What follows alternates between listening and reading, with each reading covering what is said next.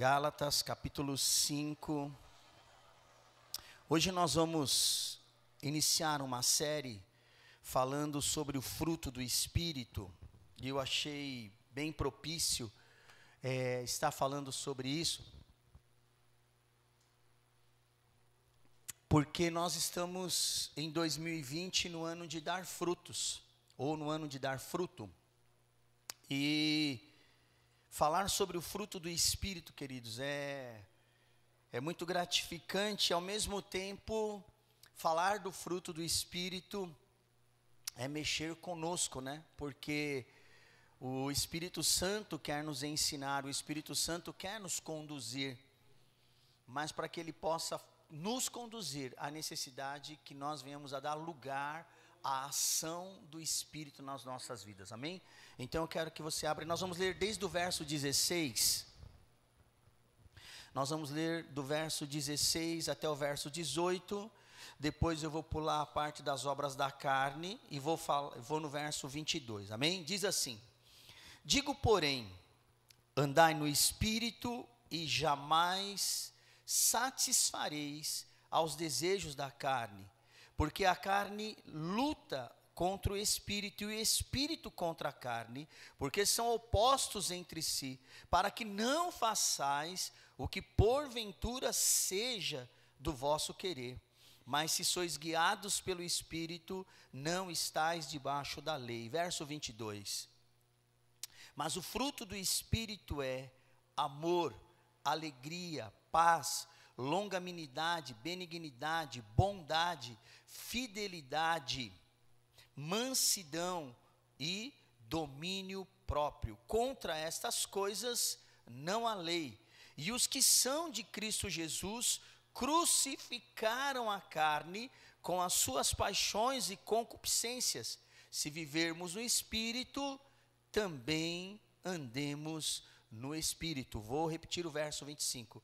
Se vivemos no Espírito, andemos também no Espírito. Feche teus olhos. Senhor, fala ao nosso coração nesta noite e nos ensina segundo a Tua palavra e segundo o Teu querer.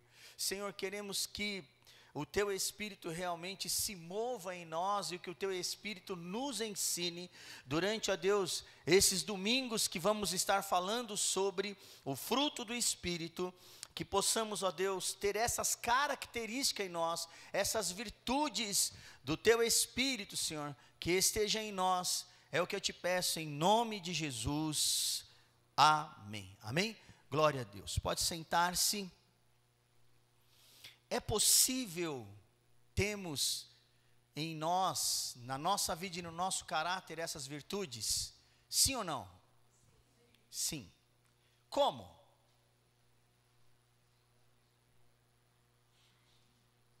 É possível? Vocês responderam que sim. Como?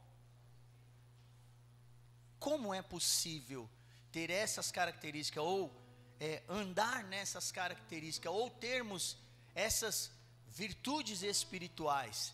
Olha que interessante o verso 17, Gálatas 5,17 diz assim, ó: porque a carne, quem é a carne? Ou o que é a carne? A carne é o domínio que está sobre a nossa vida, é o nosso domínio, é aquilo que nos domina. A carne é os nossos desejos, né? Passa pela nossa alma e vem até a nossa carne, aonde manifestamos os nossos desejos carnais, os piores desejos carnais que pode estar na vida de um homem. Eu não vou falar nesse período sobre as obras da carne, porque eu vou me ater ao fruto do Espírito. Mas aqui a Bíblia diz que há uma luta da tua carne contra aquilo que é do Espírito, e do Espírito contra aquilo que é da tua carne. Há muitos anos atrás, mas há muitos anos atrás mesmo, eu ouvi uma seguinte frase, que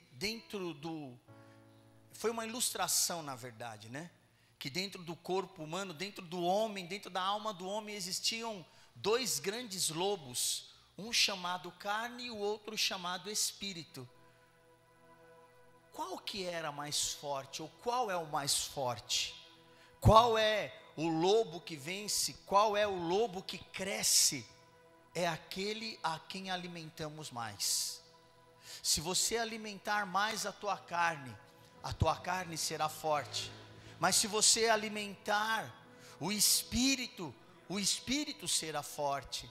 Então existe uma luta constante, irmão. Então é possível desenvolvermos essas virtudes em nossas vidas? Sim, é possível. Mas só é possível se eu alimentar o Espírito de Deus. Se eu me alimentar do Espírito do Senhor, se eu andar, porque na nossa carne nós não conseguimos vencer. Há situações que você, na sua carne, você não consegue passar. Estava falando com o pastor Gustavo, faz quanto tempo que a mamãe foi, filho? Fevereiro, né? Então, 8 meses, 7 meses, né? 7 meses vai fazer. Não é fácil, né? Eu estava falando com ele, a pastora Cristina, ela era pastora, né? Ativa na igreja. Conheci a pastora Cristina, né? Fazendo as coisas e tudo mais. E como é que na minha, né? Como é que na minha carne eu venço isso? Como é que eu supero isso, bispo? Como é que supera isso, pastor? Não é? Tem coisas que na nossa carne nós não vamos conseguir superar. Tem coisas que vai passar e nós não vamos aprender. Porque são situações difíceis. São situações complicadas. São situações que a nossa carne grita. São situações que nós colocamos um ponto de interrogação bem grande e falamos: e aí, Deus? Como que é isso? Como é que o Senhor me explica isso? Então há uma luta constante. E eu entendo, eu tento entender Jesus, quando ele chegou em Betânia.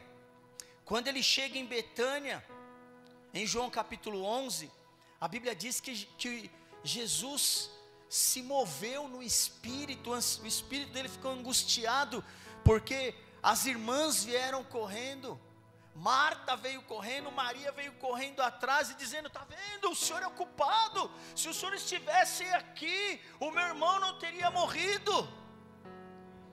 E a Bíblia vai dizer que Jesus naquele momento se comove, Jesus é movido pela ação do Espírito ali. E João 11:35 diz: Jesus chorou. E o texto discorre e diz: Jesus chorou porque ele amava Lázaro. E porque ele amava Lázaro, ele não aceitava aquela morte. Mas Jesus sabia também que Lázaro no dia da ressurreição iria ressuscitar, mas ele tinha que fazer algo ali. Então, quando se fala de morte e perder alguém querido, eu lembro de Jesus. Jesus amava Lázaro, e porque ele amava Lázaro, ele se moveu, ele chorou. Então tem situações que fogem ao nosso entendimento, e que só mesmo o Espírito de Deus é que pode nos fazer passar pelo vale da sombra da morte e sairmos do outro lado ileso. Tem situações que nós não vamos achar resposta. Pastor algum vai te dar resposta, bispo algum vai te dar resposta. Só o Espírito de Deus é que pode te consolar. Só o Espírito de Deus é que pode te encher. E só o Espírito de Deus é que pode trazer essas virtudes: o amor, a alegria, a paz, a paciência, a bondade, a generosidade. Só o Espírito de Deus é que pode marcar a minha vida com essas características. Mas para isso, eu tenho que vencer a carne, porque haverá uma constante luta entre carne e espírito e carne, e os dois são opostos. A Bíblia diz: os dois são opostos, há uma oposição, há uma guerra constante. E aí ele termina dizendo: para que porventura não faça aquilo que seja do seu querer. Olha que interessante. Para que porventura não faça aquilo que é do vosso querer. Quantas vezes você fala assim: puxa vida, eu não queria ter falado isso. Puxa vida, eu não queria ter magoado essa pessoa. Puxa vida, que besteira que eu fiz. Já se arrependeu de alguma besteira que você fez? Aí você fala assim: muitas. Então é essa lutinha que estava tendo aí. E o que aconteceu nessa luta? O que aconteceu nessa luta é que a carne venceu. Porque você fez aquilo que você não queria fazer. Não é? Então há uma luta constante. Há uma guerra diária, querido. Há uma guerra diária, diariamente. Hoje eu tive luta. E amanhã? Vou ter de novo. E terça? Vou ter de novo. E quarta? Vou ter de novo. Há uma luta diária. Não é? Quando você acorda, já começou a guerra. Aliás, você dormindo tem guerra. Então, é uma luta diária. Mas, como é que eu vou buscar essas coisas? Em primeiro lugar, a primeira coisa que você precisa saber, para que você possa desenvolver o fruto do Espírito na tua vida, é: você precisa ser convertido. Amém? Levante a mão para o céu e diga assim: Senhor, eu preciso ser convertido. Amém? A primeira coisa que você precisa saber é que você precisa ser convertido. Por quê? Porque o fruto do Espírito é uma ação do Espírito. E o Espírito não habita em quem não é filho de Deus. Você precisa ser filho primeiro. Amém? Para nos relacionarmos com Ele, eu preciso ser filho primeiro. Para que o Espírito possa agir na minha vida, eu preciso ser filho. Amém? Então deixa eu te perguntar: você tem certeza que você é filho? Quem tem certeza que é filho, levanta a mão. Amém. Então tá bom. Então estou falando com os filhos de Deus aqui. Se você tem essa certeza, porque olha o que diz João capítulo 3, Evangelho de João capítulo 3, versos 5 e 6. Diz assim, ó: respondeu Jesus estava respondendo a um grande fariseu chamado Nicodemos. Respondeu Jesus: em verdade te digo, quem não nascer da água e do Espírito não pode entrar no reino de Deus. Ele estava dizendo: olha, quem não nascer do Espírito, quem não nascer da água, batismo, quem não nascer do Espírito, nunca vai compreender as coisas espirituais, não é? Porque as coisas espirituais, elas se discernem espiritualmente. Então ele diz assim: quem não nascer da água e do Espírito não pode entrar no reino de Deus. Verso 6, o que é nascido da carne, é carne, não é? Ou seja, o teu nascimento natural e o meu nascimento natural é carne e sangue. Então carne e sangue não conseguem entender as coisas do Espírito. É necessário nascer de novo. Porque o que é nascido da carne é carne, o que é nascido do Espírito é Espírito. Verso 7, não te admires de eu te dizer, importa-vos nascer de novo. Amém? Então a primeira coisa, tenha essa certeza de que você é filho de Deus, e de que o Espírito de Deus habita em você, e que o Espírito de Deus se move em você. Amém? Em segundo lugar, a segunda coisa para que eu possa ter essas virtudes do Espírito é ser guiado pelo Espírito Santo de Deus. Gálatas 5,16 diz assim: digo, porém, andai no Espírito e jamais satisfareis os desejos da carne. Romanos capítulo 8, verso 12 a 14. Romanos, tem bastante texto, viu, irmão, para vocês acompanharem aí. Aproveita, já dá uma geral na Bíblia. Romanos capítulo 8, verso 12 diz assim, ó: assim, pois, irmãos, somos devedores, não à carne, como se constrangidos a viver segundo a carne. Porque se viverdes segundo a carne, caminhais para a morte. Mas se pelo Espírito mortificardes os feitos do corpo, certamente vivereis. Obrigado, filho. pois todos os que são guiados pelo Espírito são filhos de Deus. Amém?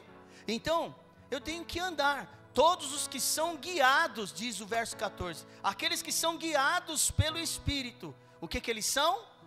Filhos de Deus. Eu tenho que ser guiado.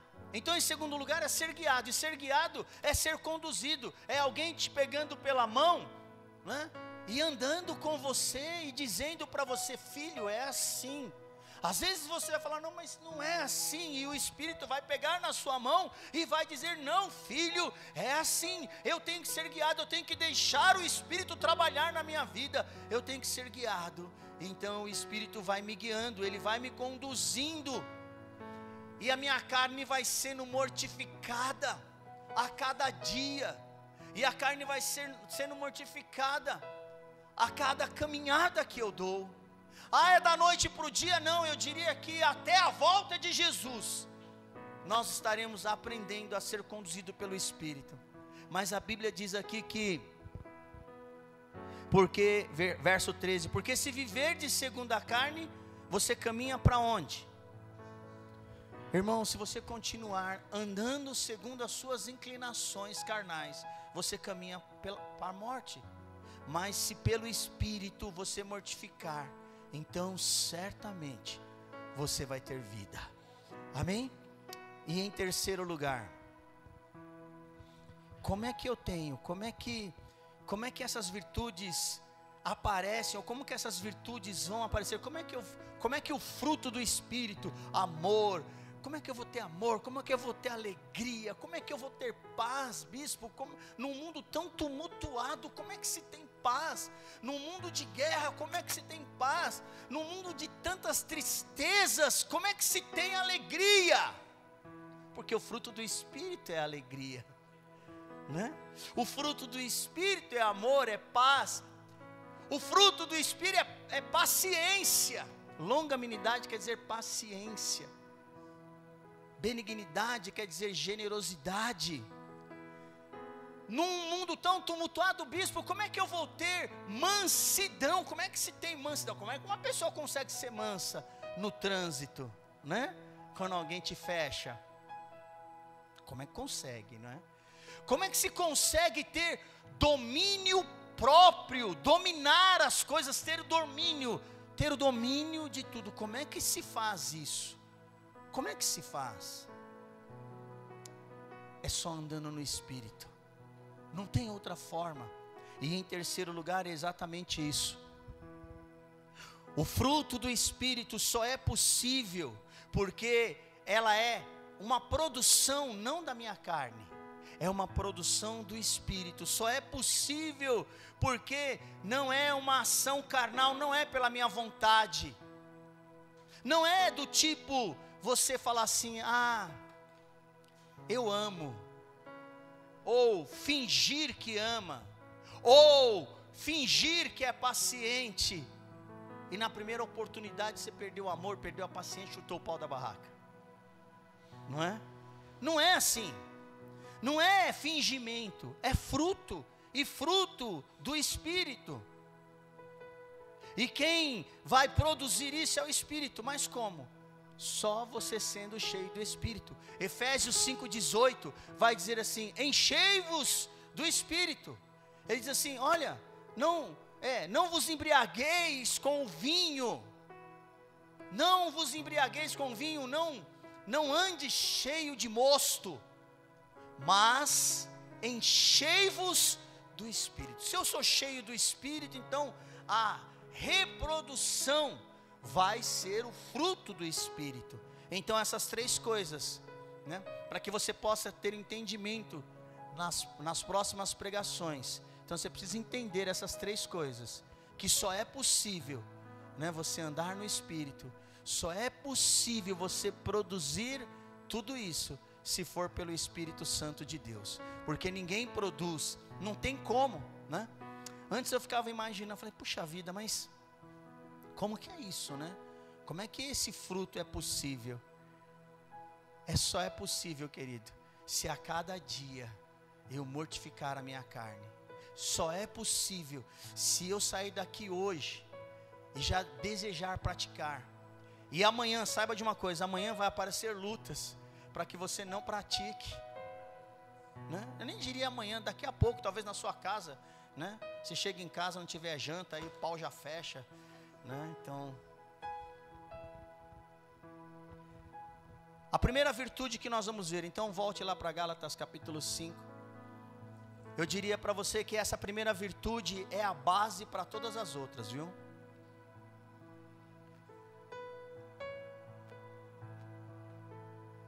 A primeira virtude aqui é a base para todas as outras, até porque é o amor.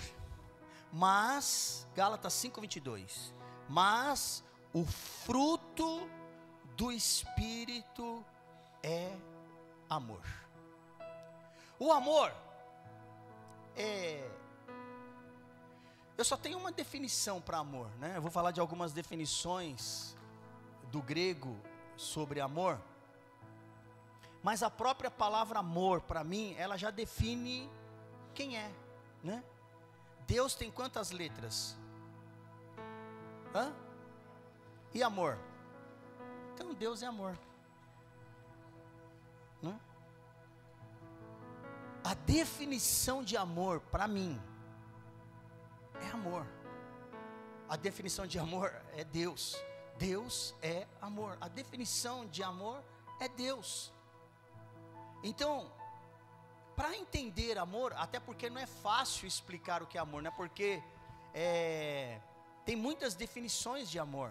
Tem muita gente que entende amor de uma forma diferente. Tem gente que confunde amor com paixão.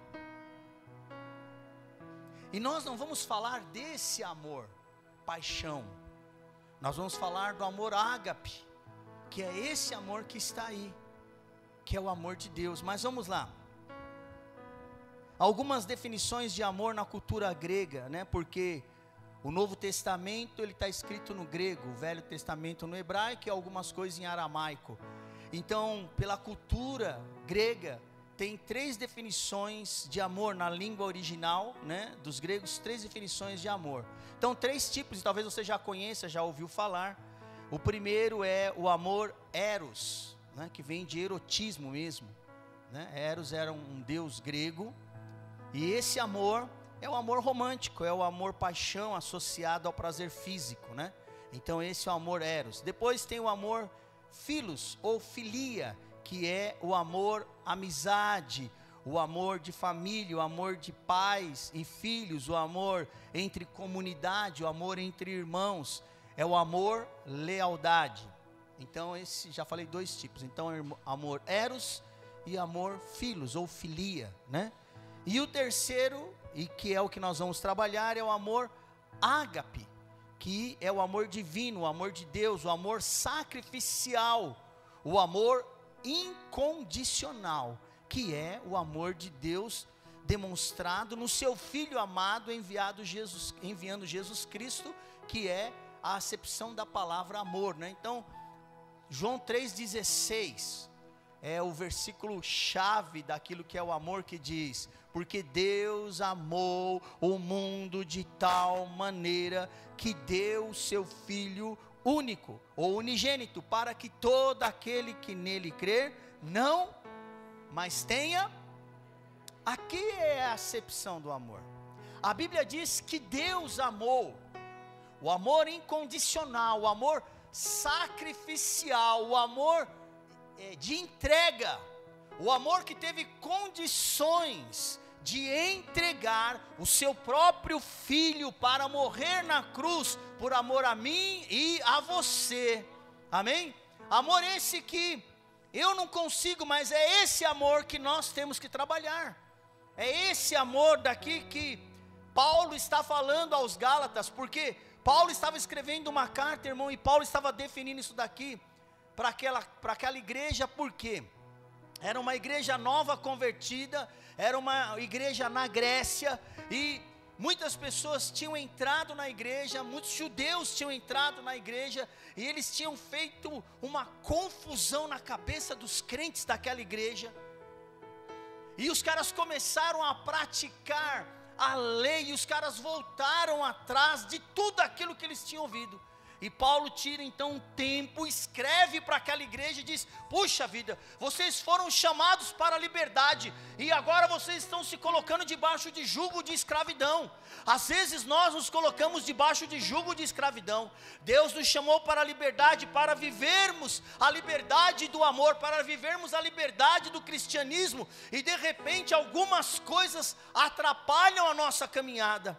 Então Paulo estava escrevendo àquela igreja e estava dizendo: olha, vocês começaram bem, vocês estavam indo bem, mas agora vocês caíram. Parece os crentes do século 21, começam bem, mas no meio do caminho alguma coisa atrapalha, no meio do caminho eles perdem o caminho, perdem as estribeiras, caem no abismo. Mas em nome de Jesus, o Senhor te trouxe hoje aqui, para que você possa entender que o Espírito Santo de Deus habita na sua vida, e que Ele quer fazer você caminhar em vitórias, amém? É possível, irmão, o fruto do Espírito em nós, é possível sim, o fruto do Espírito em nós, é possível desenvolver sim, mas é preciso mortificar a carne.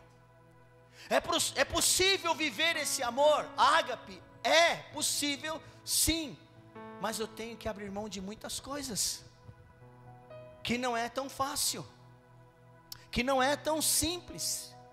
Esse amor ágape, que é o amor de Deus, ele é isento de interesses pessoais, ou de malícias. Esse amor ágape, que é o que deve ser praticado pela igreja, que é o que deve ser praticado por nós, ele não é amor de interesses. O amor de interesses é o amor eros. O amor que faz alguma coisa porque alguém faz alguma coisa por mim, esse não é o amor de Deus. Ah, eu só faço alguma coisa se eu tiver, se a recíproca for verdadeira. Não. Jesus se entregou e jamais esperou algo de alguém. Aliás, na cruz, Ele perdoou aqueles que estavam matando. Então, o amor ágape é um amor sem interesses pessoais. E muitas vezes, nós servimos as pessoas por interesses. Nós nos entregamos, às vezes, num relacionamento por interesses. Mas não é desse amor que eu estou falando. Não é o amor de amizade, eu estou falando de um amor incondicional. Eu estou falando de um amor sacrificial, que é o amor ágape, que é o amor que Deus quer imprimir em nós através do seu Espírito, amém? Esse amor que temos que desenvolver em nós através do Espírito é a base para todas as outras coisas. Sem esse amor, nós não seremos capazes de desenvolver nada, amém? Querido, sem essa base do amor, você não é capaz de desenvolver nada na sua vida. Até porque esse amor você tem necessidade de ter. Abra a tua Bíblia aí no texto mais conhecido que fala sobre o amor. 1 Coríntios capítulo 13.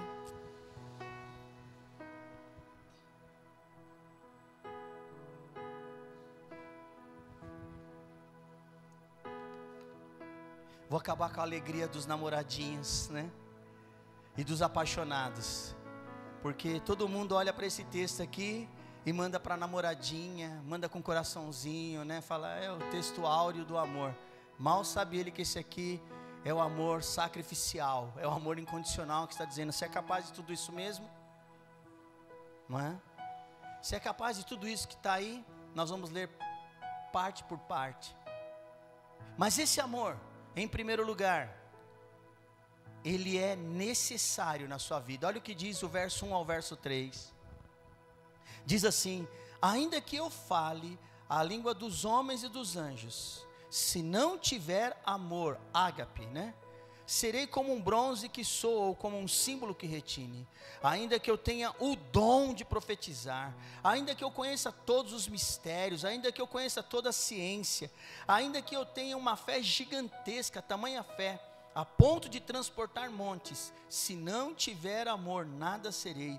Verso 3, ainda que eu distribua todos os meus bens aos pobres, e ainda que eu entregue o meu próprio corpo para ser queimado, se eu não tiver amor, nada disso me aproveitará. Irmão, olha que 3 versículos maravilhosos, né? Deus está falando aqui através do apóstolo Paulo que você pode ser o cara mais generoso, ainda que eu distribua todos os meus bens. Tem gente que fala assim, nossa, eu faço bem, eu entrego, eu dou alimento, eu dou cestas básicas, eu dou dinheiro, eu sou dizimista, o meu dízimo é o mais alto da igreja, eu não sei o que, bababá. Ainda que você seja tão generoso, ainda que você tenha muito dinheiro, ainda que você faça muitas boas obras, ainda que você faça todas as obras do mundo, ainda que você faça todas elas, ainda que você entregue o seu próprio corpo, diz a Bíblia, você fala assim, olha, o meu corpo vai ser queimado, mas se tudo isso você fizer por algum interesse, a Bíblia vai dizer, não adiantou de nada. Forte isso, né, irmão? Aliás, muito forte. Porque você fala assim, caramba, mano, até se o meu corpo for queimado, mas eu fiz isso porque eu quis fazer por algum interesse. Olha aqui para mim, presta muita atenção. Não valeu de nada.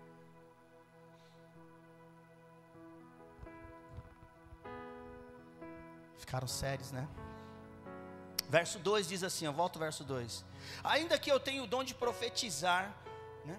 Ainda que eu seja um pregador, o bispo prega muito, não sei o que, e profetiza, ainda que você profetize, ainda que você profetize, ainda que você conheça todos os mistérios, ainda que você seja dos mistérios, né, dá os rodopios, conheça todos os mistérios, diz a Bíblia, ainda que você conheça toda a ciência, ainda que você tenha uma fé, você fala assim, olha, nossa, cara, hoje eu estou com uma fé poderosa, a ponto de transportar montes.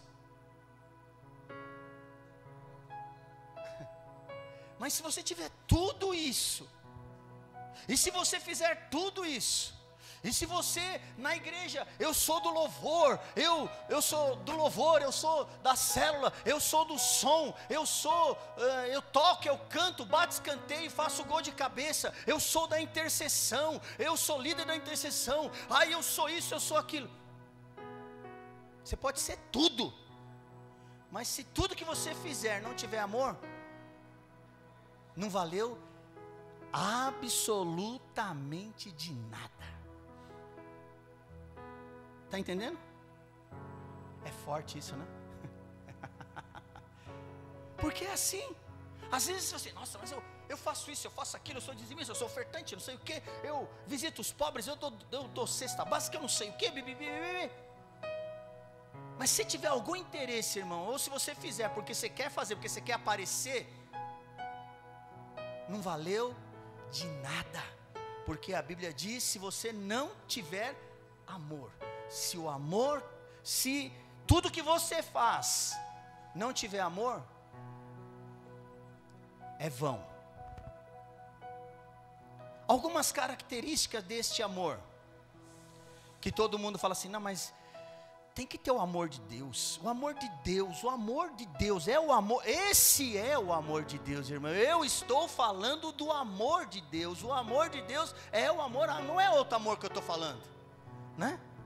Às vezes as pessoas assim, tem que ter o amor de Deus, então eu falo assim, pelo amor de Deus, tenha o amor de Deus.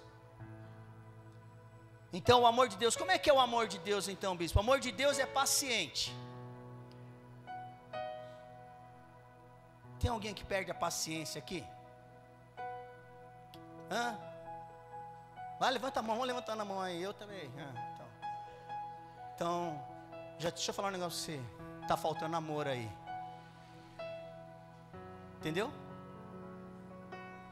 Está faltando amor. Tem que desenvolver o amor. O amor de Deus é benigno, ou seja, o amor de Deus é generoso. O amor de Deus é amável. O amor de Deus não arde em ciúmes. Essa eu vou perguntar. Tem alguém ciumento aqui? Mulher não pode responder. que mulher não é ciumenta, certo? Vocês concordam comigo que mulher não é ciumenta? Concorda? Os homens concordam? Não? Só que não, né? Aí a Bíblia diz, o amor não arde em ciúmes. Se é ciumento, seja os ciúmes que eu falei, seja outro tipo de ciúme, qualquer coisinha você fica enciumado, né? Alguém agradou mais alguém, aí você já fica...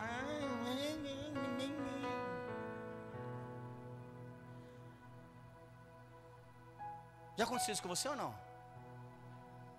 Sabe o que está faltando? Está faltando amor. Não se ufana. Sabe o que é ufanar-se? É aquela pessoa orgulhosa.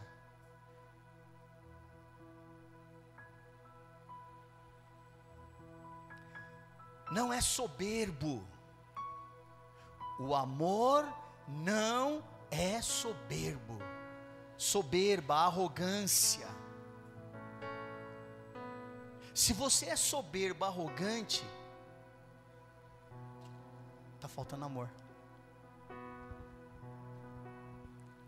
Aí ele diz assim, ó, verso 5: não se conduz de forma inconveniente.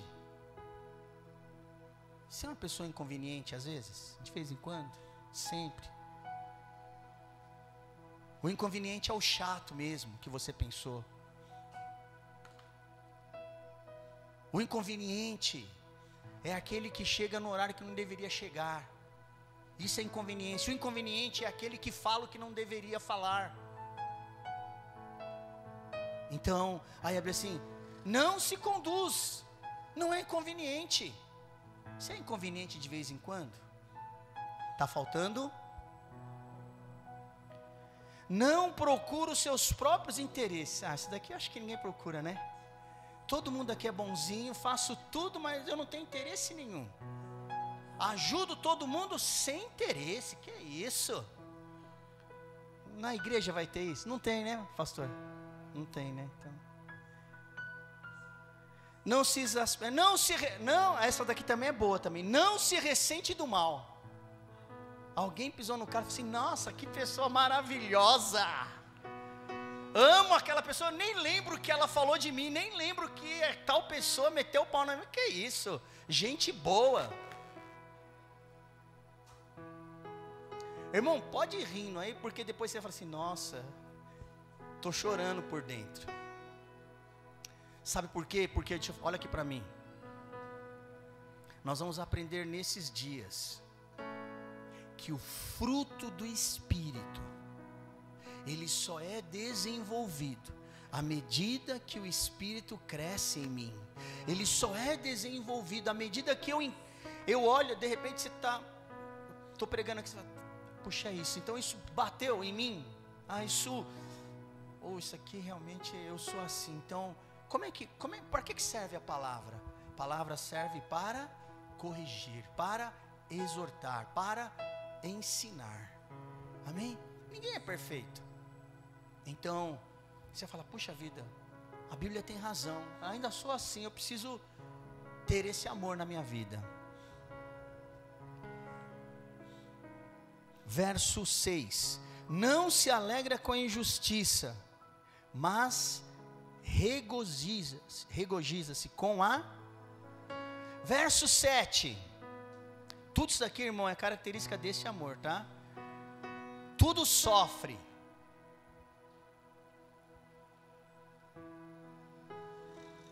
Quem é que gosta de sofrer? Ninguém gosta de sofrer.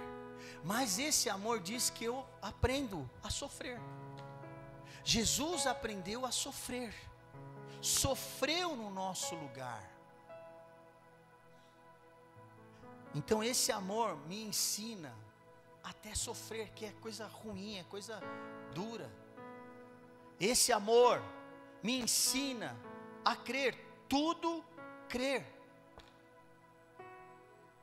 Esse amor me ensina a tudo esperar. Esse amor me ensina a tudo suportar. Você vai continuar mandando esse versinho para sua namorada? E se você mandar, eu mandar lá perguntar assim, você é capaz de fazer tudo isso mesmo? Né? Então, essas são as características desse amor. O que mais? Quanto tempo dura esse amor? Esse amor tem duração? Verso 8 diz assim: esse amor jamais, esse amor não acaba. Então, falando isso, aquela frase que você já sabe o que é? Acabou o meu amor, não te amo mais. Um dia eu te amei, mas agora eu não te amo mais. Acabou o amor. Então não é esse amor. O que acabou é o amor filéu, é o amor eros, é o amor de interesse. Porque o amor ágape jamais acaba. Ele não tem fim. Pelo contrário, a Bíblia diz que se tem profecias vão desaparecer, tem línguas vão cessar, tem ciência vai passar. Porque em parte conhecemos e em parte profetizamos. Vá para o verso 13. Aí o verso 13 diz assim: agora pois, permanece, porque esse amor permanece a fé em Deus, permanece a esperança, Cristo, esperança da glória, e permanece e esses três, porém o amor é o maior. Então esse amor, ele nunca acaba, porque esse amor é o amor de Deus. Amém? E eu quero concluir falando desse amor com vocês em 1 João capítulo 4. 1 João capítulo 4, verso 7, diz assim. 1 João 4, 7, nós vamos ler até o verso 12.